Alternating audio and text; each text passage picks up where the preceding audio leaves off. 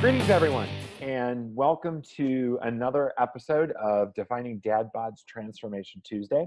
My name is John Bauer, and I am here with Defining Dad Bod and with Bauerpower Fitness. And we are back. It's been a couple weeks since I've recorded an episode, but we have been playing the episodes starting out here in 2019. And this is actually my first episode that I've taped in 2019. So it's good to be back after a couple of weeks of having some episodes backed up. And I have a fantastic story to share with you today.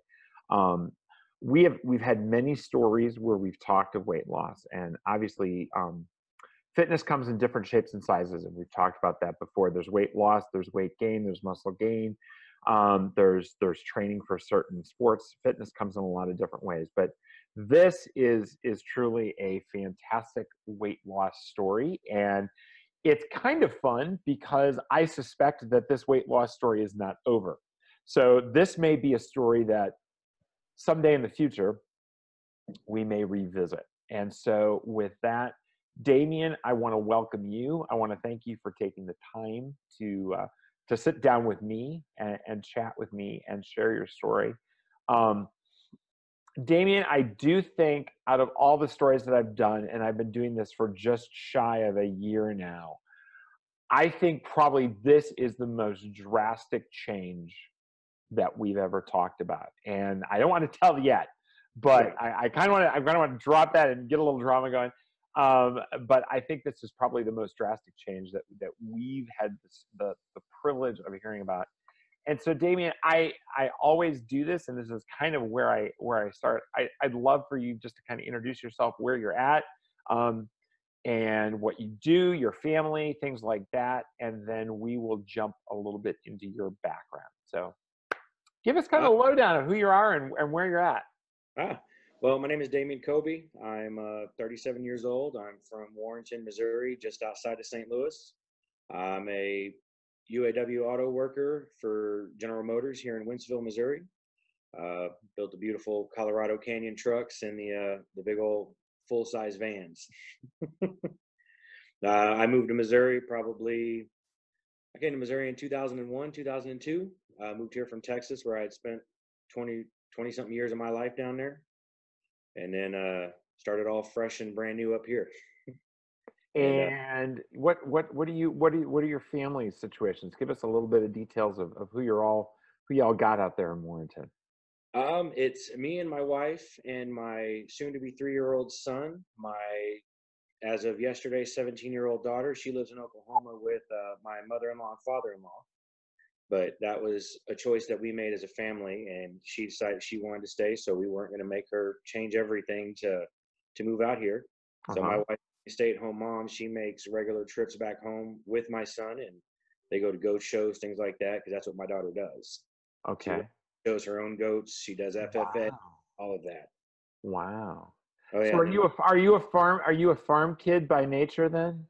I grew up, I had aunts and uncles who had property, and so I would spend my summers and things like that when I had the chance out on the farms and the properties, riding horses, dealing with farm animals. So it doesn't bother me one bit being around any of that. Okay. Well, as hard as it may seem to believe, I am a farm kid too. So that's always something fun. And it's so crazy because and we've talked about this. I mean, you and I are literally like 30 miles apart. Yeah. And that's about it. And we've met just like, so many other people that I've met and done these interviews, we've met through some groups that we're a part of on the internet. And, it's always kind of funny because you have these conversations usually, and you're talking to somebody in California or somebody in New York or somebody in Texas or Florida. And it's like, here, I got somebody basically in my backyard, and we've not had the chance to meet directly, but hopefully someday we will get to meet and get to catch up in person. But I want to kind of start your story a little bit back when you were young, back when you were a kid. Tell us a little bit about, were you an active kid? Were you not an active kid? What was nutrition like for you?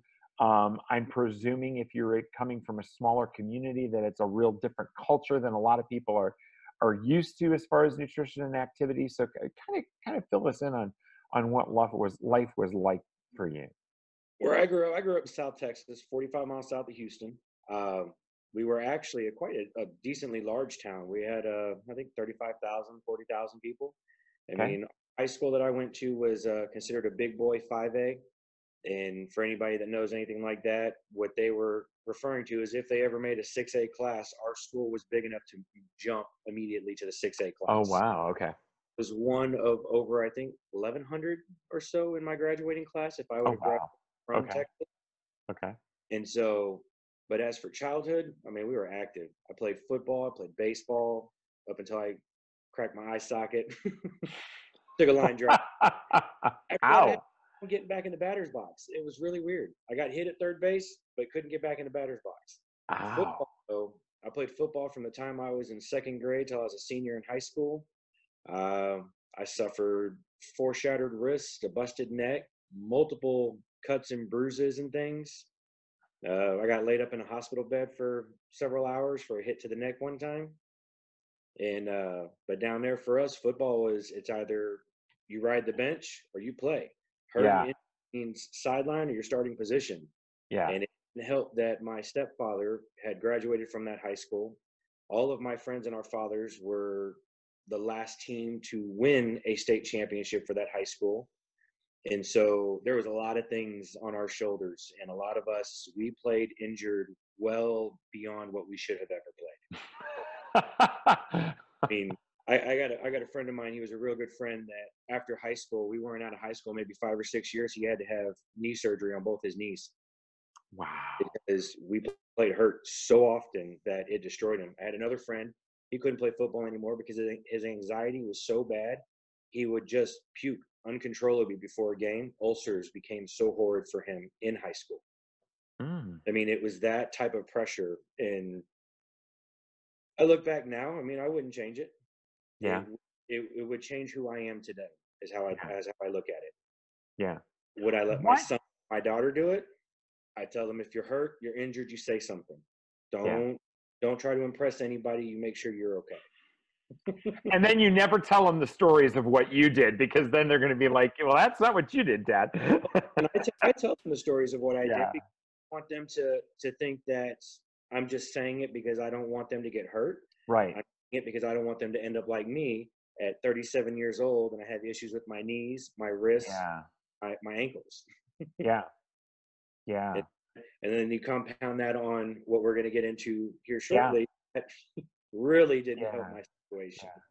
So active during high school, Oh, probably I'm going to presume pretty solid teenage eating habits with football oh, and all of that. a very, very Um, healthy appetite. Not the very best diet, but very healthy appetite. yes, yes, I can understand, and I can relate to that completely. I honestly And, can. So and so kind of where do things go from there? um, I moved to Missouri the first time my senior year. Um, things didn't go so well. I got myself into a bit of trouble. Found myself down a deep rabbit hole of addiction and issues and things. And Mhm. so then I disappeared back home, thinking that I'll do better for myself, and managed to slip right back into that rabbit hole until one day it was just kind of like I am completely tired of this life. And the girl that I was with at the time, we finally said, you know what, we're done. And I moved back to Missouri and had full intentions of living a completely different life. Ended up dating someone. We ended up living together. She ended up being my wife and then my ex-wife. But in that 10-year span of us being together, it's ended up being a very toxic situation. I became a hermit. I really did not go out. I played a crap load of video games. And by Mhm. crap load, I mean, if I was off work one day, it would not be unheard of for me to log onto my computer and play for 12 hours straight. Wow. And I mean, it was horrible. I mean, my Yeah. diet was horrible. My exercise was horrible, Yeah. but my What home what life what was not very good. So yeah. my escape was to do this. Yeah. Let me ask you, what I mean, obviously you've got, you've got the good old days in the back of your mind from high school. You've got, all of that kind of stuff. Um, what do you think mentally took you away from that? I mean, pulled you down? What grabbed you away from that, you know, pretty normal, average I high went school from guy kind of lifestyle? I went from being single, and then I started dating somebody up here. When we moved in together, it was me, her, her dad, her brother, and her sister. And then we Hmm. also had 4 old English Mastiffs and a couple other animals. I mean, we had a very large household, so to speak. Right, So I went from being single to having a family, right. which I went from, oh, I could take the weekend off and go do something, to I have to work as many hours as possible in a dead end job in order to help pay the bills and take care of the family as best I can. Okay. And then it turned into, we just, it turned into a bottomless pit, because it seemed like every time I'd start to feel like we're going to get ahead, something would happen and we'd lose everything that we might have had saved up or whatever we were Hmm. doing, and go right back to square one. So Yeah, eventually, I got to the point where I really didn't care if we got out of the hole of what we did. I was just going to disappear and go through the motions every day. right. And I'm sure whatever the addiction was that you had at that point played into that a Yeah. lot as well, kind of Yeah. masking the hurt and masking the frustration and struggle. Yeah. Well, and that's where the games came in. I mean, I played online PC games. I played WoW for, if anybody that's watching this understands, I was a alpha tester for Blizzard for WoW. Before Okay. it became public, I tested it there and then beta tested it and continued on playing for years. Yeah. But it was my only escape from the reality I thought was so horrible, and Hmm. the family life that I really was not enjoying, but I felt like I had no way out. Right. Right. Man, yeah, and that's a deep hole to get into. Yeah. Honestly, And better of the prior addictions that I've had. I mean, yeah, I've dabbled in just about anything except for, I will say, heroin, meth, crack, things like that. But I've done my weed, I've done my ecstasy, I've done coke, I've done acid, things like that. yeah, But my growing up, unlike others, I was aware of everything that it was going to do to me ahead of yeah, time, because things like that were discussions with me and my mother and my stepfather. So I was able to bring myself out of it easier than most, especially some yeah, of my personal friends who I have seen completely lost to this rabbit hole, and some that are not here because of it.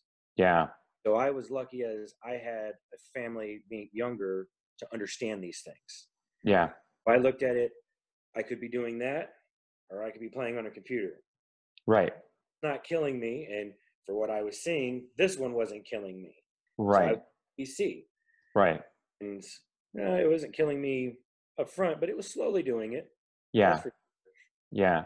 So it was the video games that kind of helped you get away from the other stuff that you were struggling through, the other yeah. addictions and things I like had that. I've always played video games my whole life, even Uh-huh. as a kid, but activities and being outside with my friends always came first. Video games were in the evening when it's time to go to bed.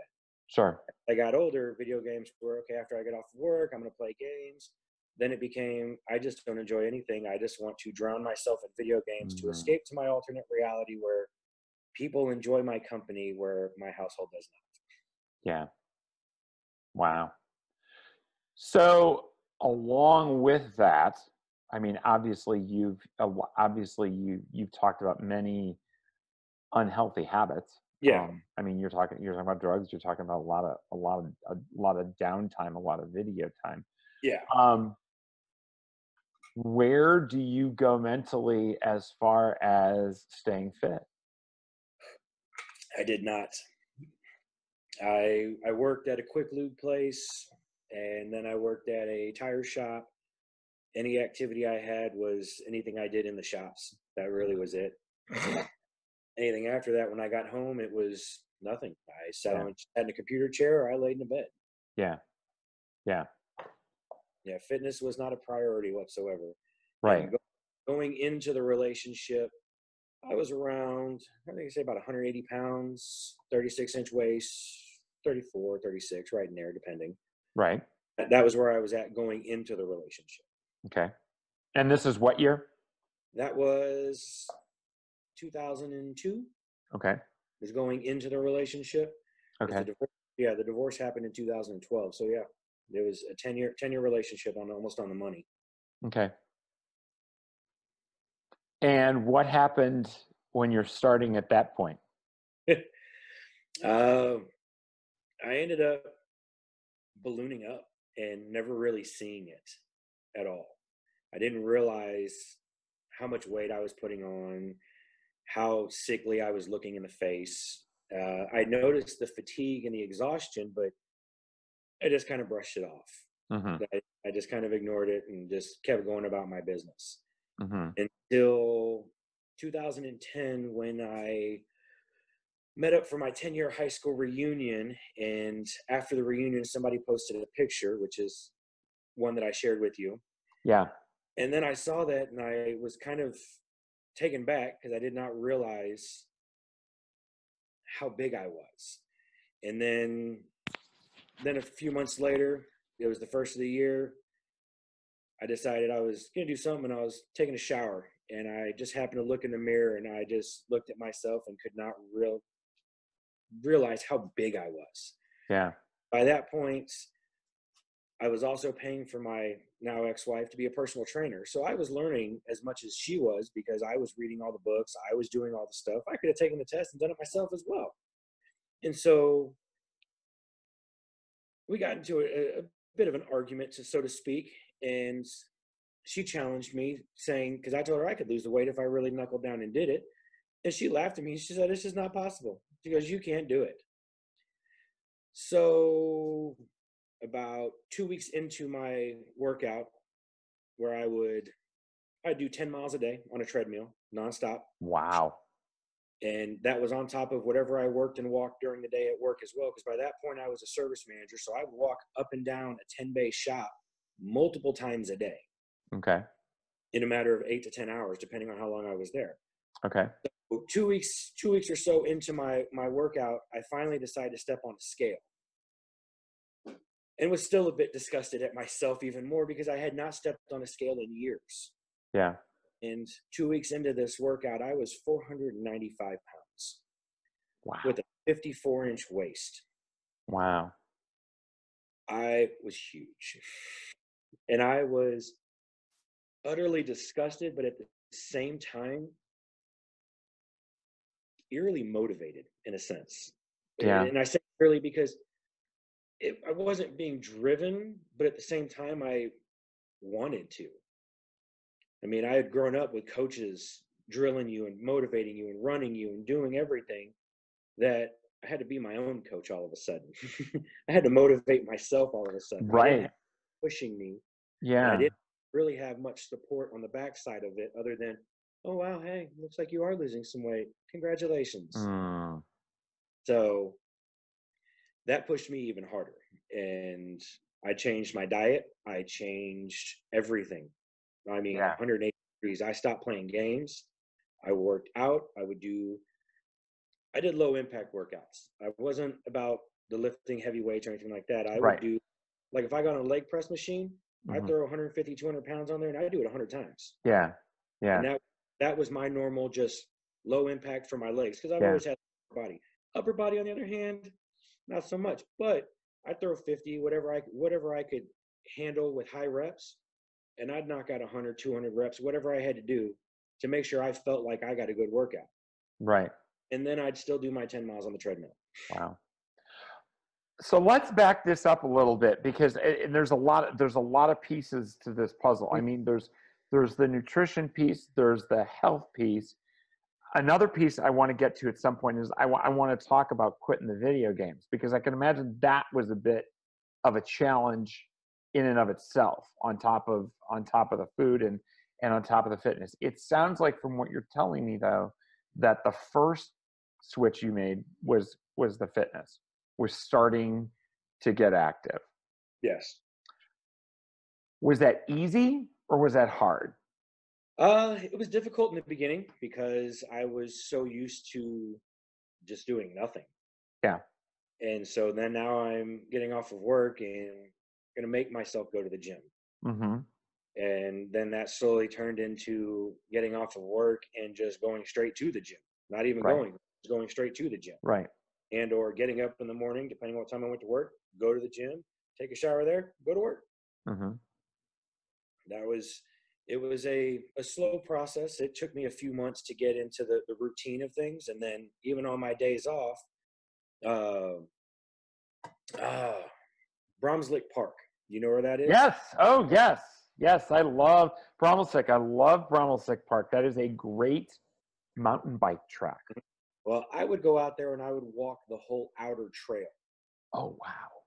I would literally go up. I would take my pre-workout. I would load up a gallon of water in my backpack. I'd put my headphones on and I would start at the first trailhead, not where the horse trailhead is, but the next one. Yeah. Literally walk the whole outer perimeter of Bromley. Yeah. And I would do that. If I was off 2 days in a row, I would do it once on the first day, once on the second day. Yeah. And just for people, and this is kind of funny. We're sitting here talking about parks in our backyard, and everybody's like, "Yeah, what's that?" It's about a 5 mile trail. It's a little over a 5 mile trail, is what it is. It's not just a path. It's a single track trail, and it's got some serious climb to it too. Yeah, uphill. You got a couple of good hills to walk. I can only imagine. I mean, I've trail run Bromelsick several times. So I know what you're talking about when you're talking about a trail run or a trail, just a walk. Well, I tried to bike the first time and I was actually quite discouraged. I didn't enjoy it. I was upset about it. So the next time I went back, I left the bike in the car. I said, I'm just going to walk it. Let me see how it goes. And I enjoyed that far better. Yeah. And so I would just go back. Every chance I got, I would go back. Yeah. Gorgeous park. I mean, gorgeous park. And that kind of takes your mind off of the exercise aspect of it, is you've got a lot of scenery to enjoy while you're doing it. Oh, that's because for the ones that especially they don't understand this, if they're not from the St. Louis area, you literally will constantly go from you'll be in trees, a nice wooded area. You hear the animals, you hear the birds, and then next thing you know, you step out into a clearing and you're in a prairie area. Yeah, the sun is down on your head, and then you may go for a quarter mile, and next thing you know, you're back in the woods again. Yeah, you're hiking uphill. Yes. And it doesn't matter which way you take that path. There's a couple of good climbs on that one. So I know exactly what you're talking about. That's awesome. So and I mean that, and finding ways, and I think the important thing out of that is finding ways to enjoy something that's a challenge too. I mean, that you're not so focused on, and I'm sure at that point, I was still smoking at that point too. Oh, wow. Yeah, I was. Oh, wow. A pack and a half to almost a 2-pack a day smoker at that point still, and I would hike that and walk those miles every day. That probably took you some time and energy. We're going on 7 years. I haven't had a cigarette. Yeah. When I'm home, I have zero nick in here. Yeah. When I work, I take nick. I don't necessarily use it. It's just one of those just in case. Yeah. But I haven't had a cigarette, like I said, going on 7 years. That's great. So the walking is the first thing. Mm-hmm. And were you doing anything else in the gym right at the start, or what you're doing you're doing a little bit of weightlifting? At the start, I was mainly focusing on cardio only. Okay. I wanted to focus on that cardio before I even attempted to get onto the weights. Yeah.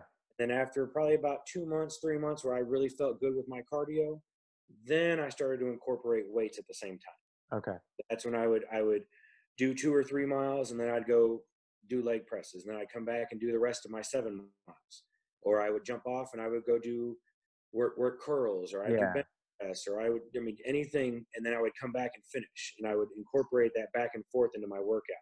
And on some occasions, I'd get on the Stairmaster and regret life for a good 45 minutes to an hour, but you would sweat so hard though, by the time you were done, you really felt accomplished. And I enjoyed it. Let me ask you this. When you're talking about the gym, how was it for a guy like you, in the shape that you were in, to go to a gym? Was that hard? It was. I was very embarrassed with my body. I was very ashamed of where I had let myself get to. Right. And so in the beginning, when I started going, I went to a 24-hour gym right down the street from my house in O'Fallon at Highway K&N. Yep.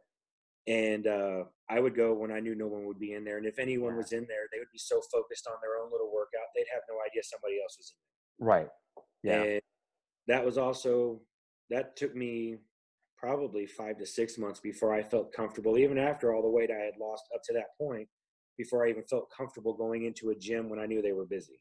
Yeah. Because it was just a mental thing for me because Sure. Yeah. I, I mean, I hear that a lot. I hear that a lot, and that's why I was curious to know how that was. Um, did you find? I mean, did you have any interaction with people? I mean, did you find people to be a lot easier to get along with and get advice from and get suggestions from than you expected once you get going down that route? Or on occasion, okay. but for the most part, no, Yeah. because the one gym that I went to, my wife also was a trainer at finally. Okay. And we'll just say there was extracurricular things going on and that most knew about. And so when I would come in there, most wouldn't speak to me Okay.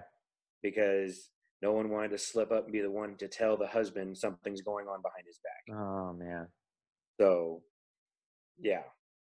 And Yeah. I found out later what was going on. And Yeah. yeah, like I Yeah. said, toxic wasn't good, but I was already on my path and I was You're like, already in your path. Okay. yeah. Okay. So we got a little bit of that fitness element mixed in there. Let's talk diet. How did that start for you? And yeah, I mean, well, how did it? Yeah, let's start there. How did it start for you? For me, it was, I knew if I didn't go all in on the diet, I wouldn't do it at all. Correct. And so I already love chicken. I can eat Yeah. chicken any way you want to give it to me. Yeah. And what I was doing is I was just boiling chicken. Yeah. So I go buy a big old bag of chicken breasts, boneless. I would boil them and I would cut them up into halves and I would put them in their own separate containers, their own separate baggies. And when I was hungry, pop one in the microwave for 30 seconds just to warm it a little bit, eat Yeah. it. Fish, I would get salmon. I would buy it I mean, like at Sam's, you can buy a whole, like a slab. Mm-hmm. I'd come home and I would, granted it wasn't the healthiest, but I'd mix it up with a little bit of butter and some garlic. Mm-hmm. I would rub it on there. I'd throw it in the oven for 45 minutes to an hour, pull it out, cut it up into portions, stick them in containers. And fruits, I tried to avoid anything with high natural sugars. Okay. I would have an apple a day, maybe. I'd have maybe a couple strawberries here and there. But for the most part, I didn't do a whole lot of fruits just because I was trying to avoid even the natural sugars. Right. And I mainly ate uh, peanuts, like almonds, no salt. I mean, any kind of nuts that I ate had no salt, no nothing. They were just plain. Right. And I would put baggies in my backpack and my lunchbox for work, and I'd snack on those throughout the day. When I went to GM, I'd snack on those throughout the night because I work second shift. So, Yeah. Yeah. but I mean, that was my diet. Mainly was just fish, chicken. I'd eat the vegetables, lots of green vegetables. I found myself eating vegetables that I had never in my life eaten before, mainly being Brussels sprouts. I had never eaten them, but I found out that I loved steamed Brussels sprouts. Yeah. They're amazing. Yeah. I mean, Yeah. like, I recently discovered them myself. I yeah, recently discovered them myself, and I'll give you my suggestion. This is a bonus for all you people listening with the podcast. This is the cooking bonus. Liquid aminos. I don't know if you've ever used them, no, but they're great for flavor, and they don't have the sodium and everything that like a soy sauce will have. gotcha. And so, yeah, liquid aminos are a um, I don't know about that. great thing. You take your Brussels sprouts, you have them, put them in a bowl, stir them with that. If you get really adventurous and you're really into it, you toss in a little bacon because everything's good with bacon. Bacon. And then you roast them and just out on a pan in the oven, roast. Hmm, Very good. really good. Yes, highly recommend that. So that's the way that I've come to learn to eat Brussels sprouts because 6 months ago I never touched one, and I had several friends who said, "You got to do Brussels sprouts. You got to do Brussels sprouts," and that was the way they said that it's a good way to break you in, and you get the flavors, and it's not so much the vegetable. So yeah. Yeah. um all of that decisions, as far as the eating, was that research you did, or how did you make those choices? And That what were you tracking? Because everybody tracks and goes a little bit different. I'm curious to know what you were Actually, I tracking. really wasn't tracking anything. Hmm. I was trying to avoid any kind of binge eating. Okay. So I was mainly trying to keep myself kind of snacking on certain things throughout the day just to keep me moving so that I didn't get really hungry all of a sudden, just want to go tear into the refrigerator. Right. Um, Research wise, a lot of it was from what I was learning from my wife, learning to be Okay. a personal trainer, a lot of the proteins and the Yeah. fruits, stuff that I had been reading through there along Right. with her. So I was making up my own, like literally just making up my own stuff. When Hmm. granted, I had Dr. Google right there in front of me, and I Yeah. could have Googled whatever I wanted. I was like, Right. nah, I'm gonna try this on my own. Yeah. I'm not gonna go with somebody else's. I'm gonna try to learn for myself. Okay. And that's what got me to where I was at, and I was comfortable with what I was eating, and I enjoyed what I was eating. And eventually, you get that whole, oh, you got a cheat day. You can do what you want. No, I learned, I don't like a cheat day. My body does not like cheat day Yeah. And why is that? because And you're why for you? well, because my body was so used to eating Yeah. proper and good that even if I went to McDonald's and got just a cheeseburger, it was like it would flush my system. No, Yeah. don't want to deal with that. So I just Yeah. stopped going out, stopped going to restaurants. And if I did go to a restaurant, I was trying to find, quote unquote, the healthiest thing on the menu. Right. Didn't think was going to destroy my insides as Right. bad.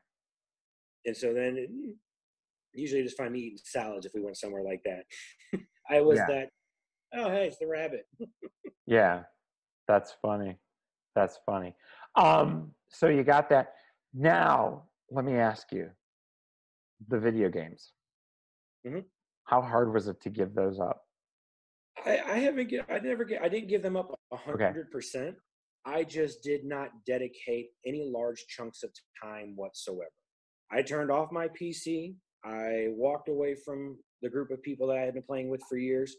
Um, they all knew what was going on. They all understood, and granted, I wasn't on a computer, but they would text me, they would call me. We still talked, Yeah. and several of us became very, very good friends. One, he lives in Springfield. We still maintain contact. He was just here in town last week at my house. Yeah.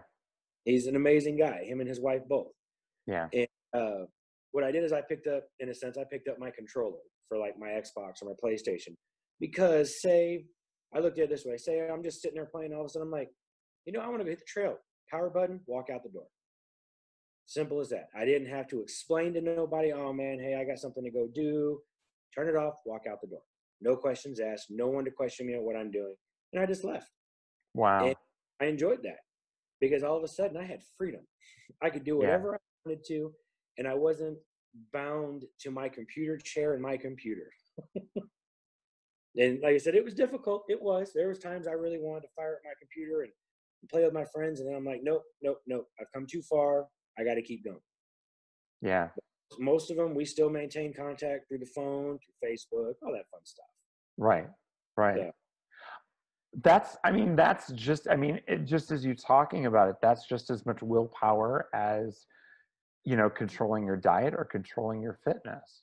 mhm. I mean, it's really another example of the same thing as you talk about it, is what it Yeah. sounds like. And I'm not going to say I didn't play a part in my divorce with my ex-wife because gaming was a big part of it. I Sure. play a lot. I did neglect the relationship just as much as she did. I can't deny that. Right. But we'll fast forward just a little bit to 4 years ago. Uh, a very dear friend of mine who I played WoW with for years took his life. And it was very, very difficult for me. It was very difficult. And my now wife, we were just dating at the time, she understood that. I mean, and she knew that I didn't play my computer because I did not want to neglect our relationship whatsoever.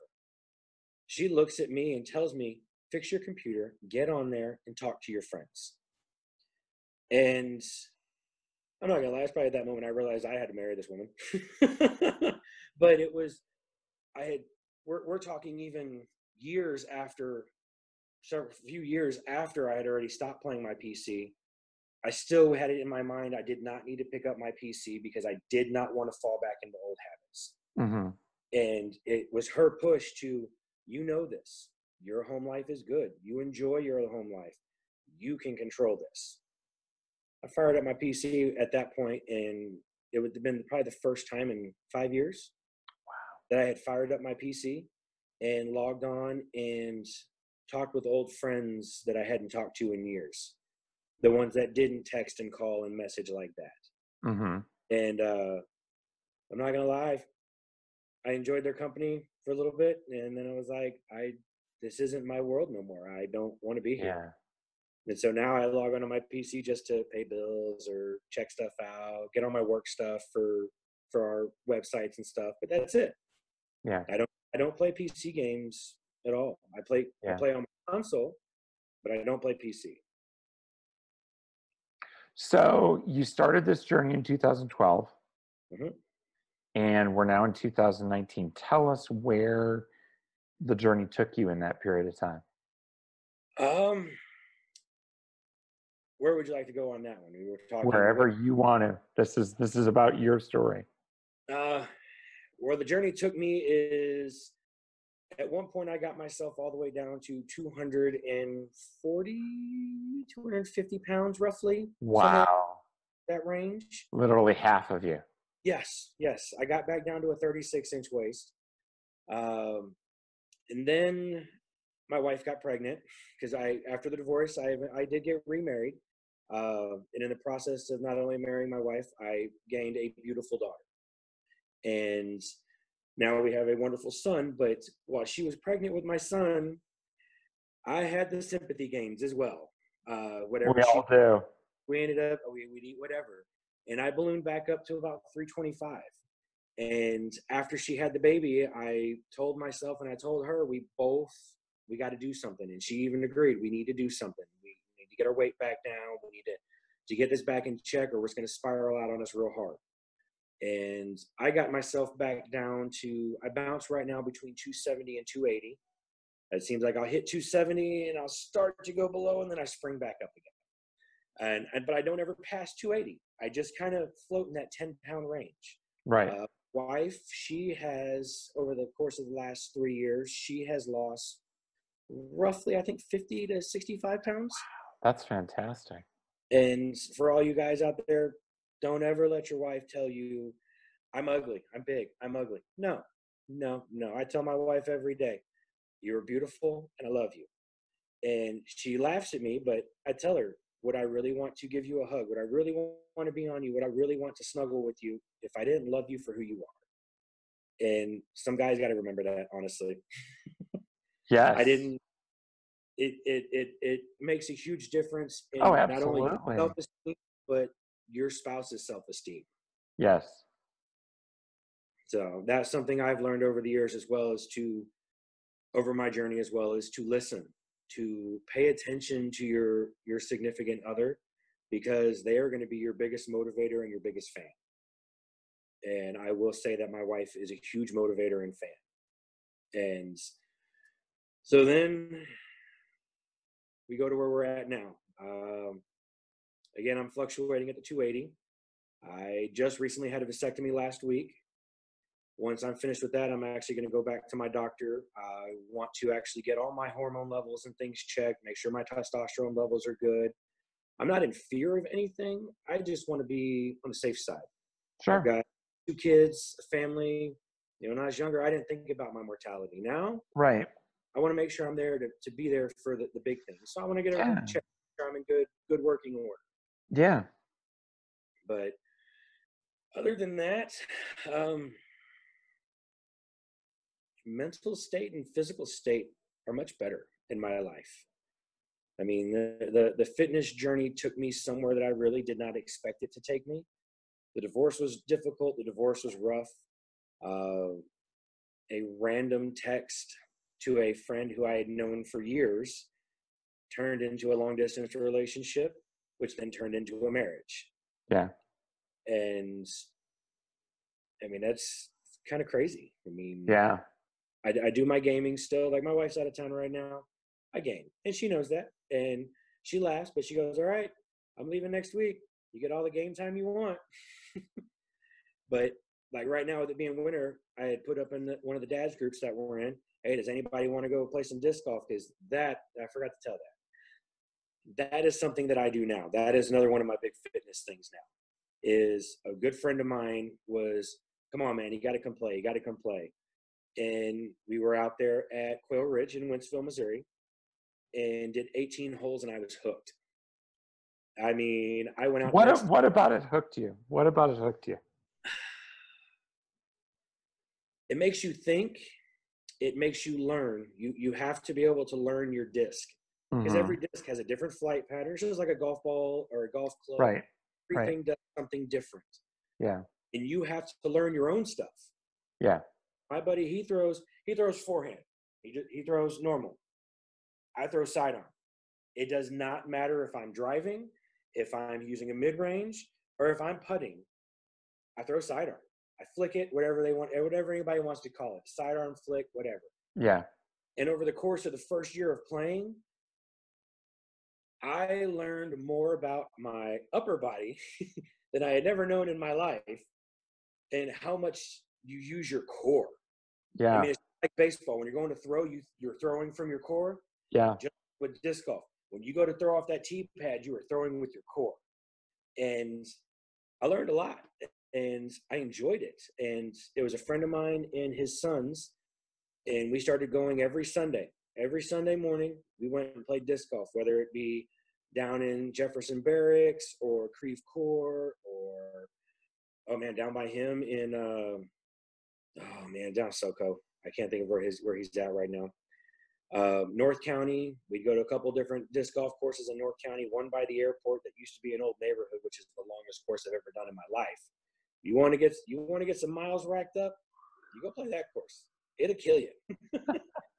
Because not only are you doing all the walking and the hiking up and down hills, you're also exerting all the energy when it comes to throwing off the tee pad, when you're doing your mid-range, when you're doing your putting. I mean, you're still exerting a lot of energy. Sure. Yeah. You have fun. And I mean, I play year round. My buddies that I play with, they don't like to play if it's below 32 degrees. I was out there last year, New Year's Day, with a wind chill of -10, and I played 18 holes, and I loved it. Oh my word! But I loved it. And then again, I grew up in South Texas. I hate the cold, but man, Yeah. do and focus on and not the cold, I'm gonna love it. and that's like last weekend. I invited anybody that wanted to come, and then we got that mass amount of snow, and I'm like, yeah, that's just a recipe for losing a lot of discs. Yeah, exactly. You got to draw the line somewhere. Yeah. Now, I mean, there's an inch or two on the ground. It's not hard. You can play Right. still.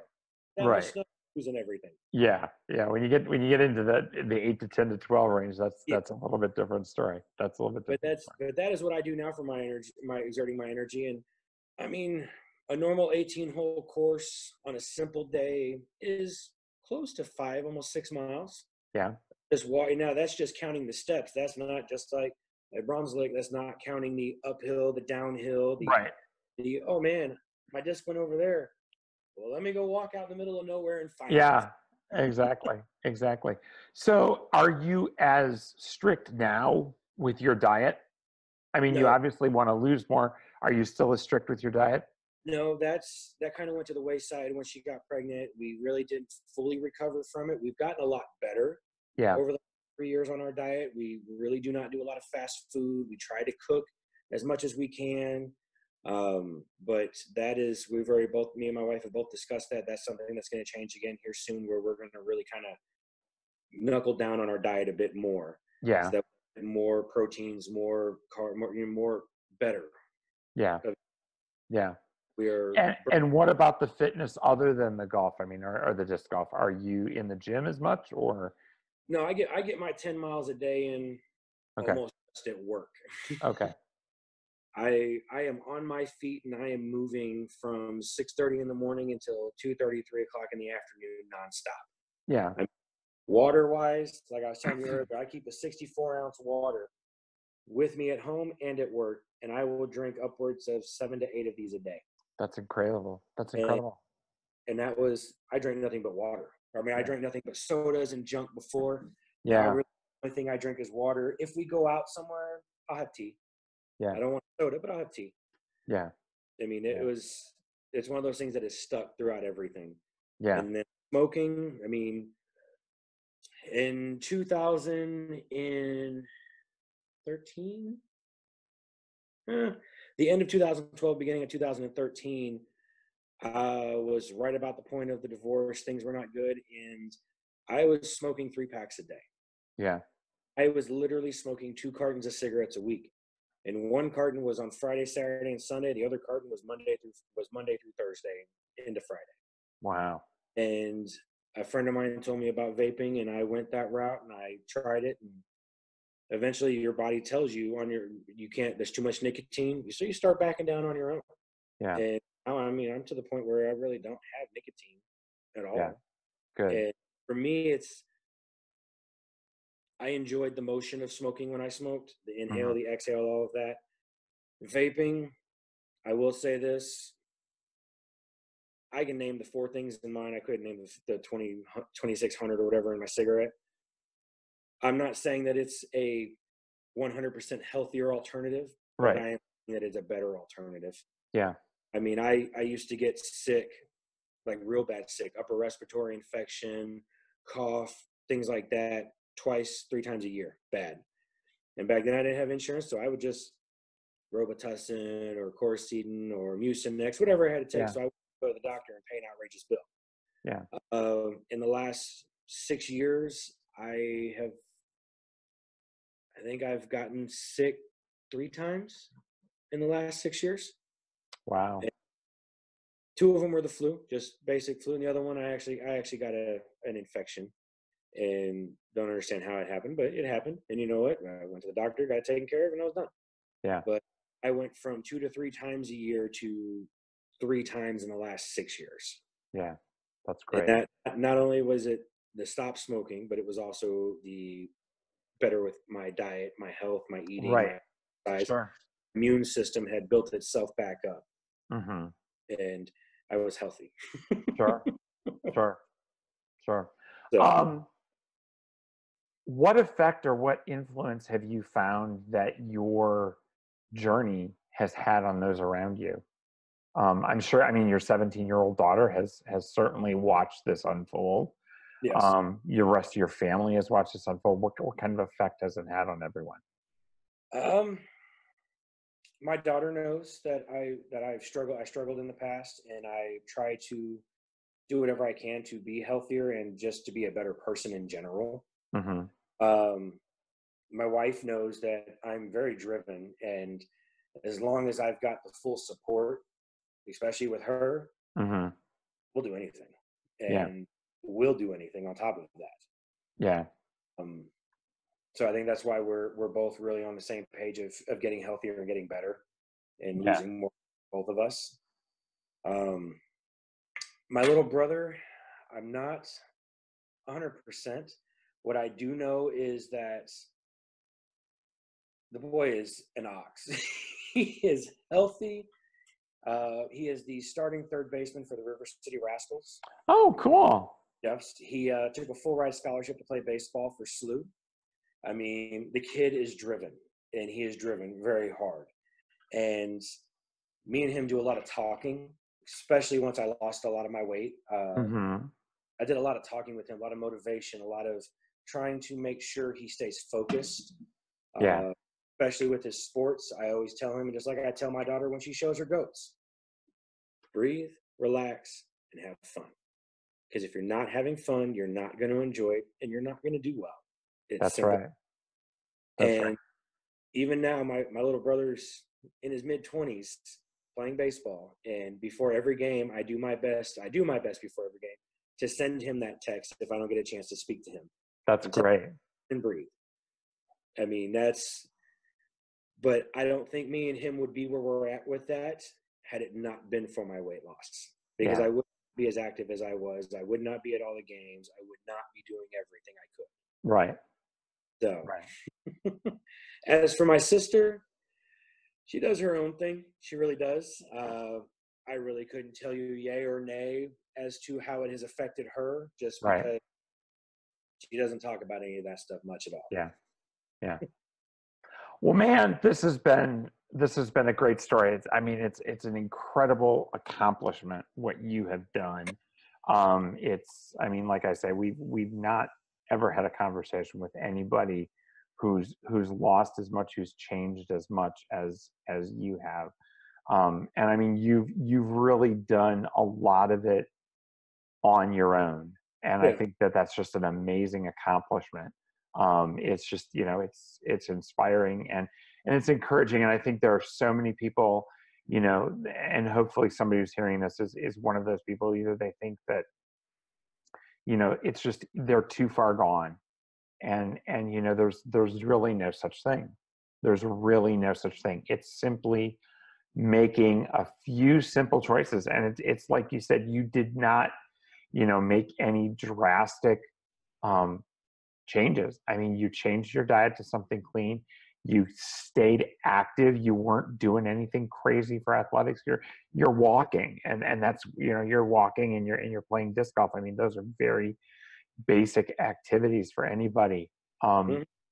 And when Understand? you say the disc golf and the walking, on my back when I'm doing this as well, probably close to 25, 30 pounds. That's a good old ruck. There you go, man. That's the greatest thing. Plus my big old bottle of water Yeah. is also in that bag. Yeah. And that water weighs something. I tell you, that's great. But, Oh, but yeah, I mean, it's a great story, and thank you so much for sharing it. I hope that, like I say, that somebody out there who's thinking it's too much. I'm too far gone. There's no way I can do it. It's not true. It never is true. And it's a way of making a change, and you've made a change. And I think one of the greatest things, this is Defining Dad Bod. We talk about being dads. Um, you've done it to be around for your family. You've done right. it to be around for your wife. You've done it to be around for your 17-year-old. You've done it to be around for your 3-year-old. And I think that's a legacy that you're going to pass on, that, someday even your 3-year-old, you can say, you were important enough to me that I made these choices because I just needed to know I was going to be around. So I think Yep. that's an amazing thing. Thank you so much for sharing. I appreciate it, and keep us posted. And like I say, maybe we'll find a chance to follow up with you down the road with your story. That'll work. Like I said, Okay. we're still on the road, so we're going. And just like you said, for any of the guys out there that are listening to this or watching this, whatever you're doing, Yeah. don't you may be down that hole where you, like you said, you feel like you're never going to come back from it. It's doable, man. Yeah. Don't lose yourself. Don't think you're lost. Take one step at a time. Right. Like I said, start walking. Even if it's just around your neighborhood. Start there, work your way up. You never know, man. It'll lead you on a journey that you have never expected to go on in your life. That's right. That's right. Thanks so much, man. I appreciate it. Not a problem. You have a good evening. Take care.